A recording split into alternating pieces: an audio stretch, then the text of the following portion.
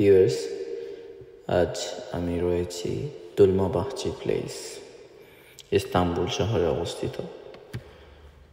এটি একটি ঐতিহাসিক ও রাজকীয় প্রাসাদ, যা অটোমান সাম্রাজ্যের ইতিহাসে একটি গুরুত্বপূর্ণ নিদর্শন। এটি বসফরাস প্রণালীর পূর্বীয় তীরে অবস্থিত এবং এটি অটোমান সাম্রাজ্যের আধুনিকতার প্রতীক হিসাবে বিবেচিত হয়। ভূমিকা হিসাবে এটি না শুধুই রাজপ্রাসাদ, বরং 19 শতকের সময়ে একটি আধুনিককরণের প্রতীক। পুরনো যুগের মধ্যযুগীয় প্রাসাদ থেকে সরে এসে এই নতুন ইউরোপীয় ধাঁচের প্রাসাদ নির্মাণ করা হয়। 1856 সাল থেকে শুরু করে 1924 সাল পর্যন্ত একাধিক অটোমান সুলতান এখানে বাস করেছেন। সুলতান আব্দুল হামিদ দ্বিতীয় ও অন্যান্য সুলতানরা এখানে প্রশাসনিক কার্যক্রম চালাতেন।